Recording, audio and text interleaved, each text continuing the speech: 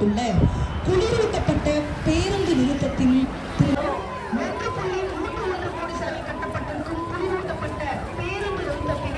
மக்களின் பயன்பாட்டிற்கு துவக்கி வைக்க உள்ளார்கள். மாண்புமிகு தமிழ்நாடு துணை முதலமைச்சர் அவர்களை வரவேற்கிறார்கள். சென்னை பெருநகர வளர்ச்சி குழுமத்தின் உயர் அதிகாரிகள்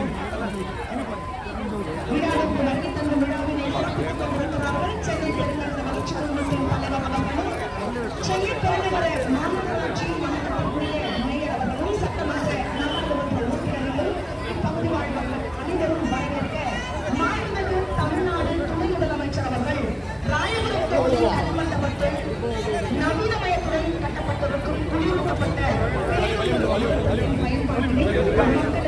மக்களுக்கு வருகை தந்திருக்கிறார்கள். மாண்புமிகு தமிழ்நாடு துணை முதலமைச்சர் அவர்களை கல்வெட்டினை திறந்து வைக்க அன்போடு அழைக்கின்றோம். ராயபுரம் தொகுதி கல்மண்டபத்தில் மக்களின் பயன்பாட்டிற்காக 1.3 கோடி செலவில் கட்டப்பட்டுள்ள குளிரூட்டப்பட்ட பேருந்து நிறுத்தத்தின் பயன்பாட்டினை மக்களின் பயன்பாட்டிற்காக அர்ப்பணிப்பதற்காக முதலமைச்சர் அவர்கள் கல்வெட்டினை திறந்து வைக்க பணிவன்போடு கேட்டுக்கொள்கின்றோம்.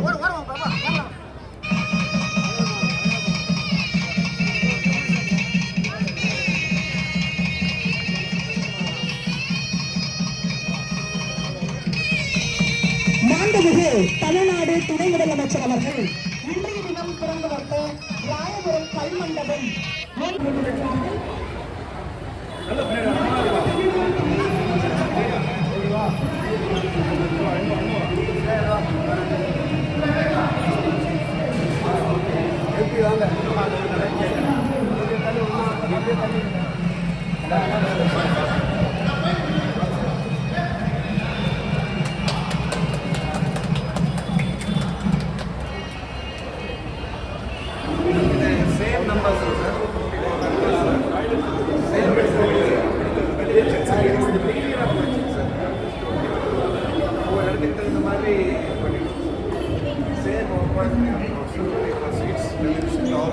completely air conditioned, sir.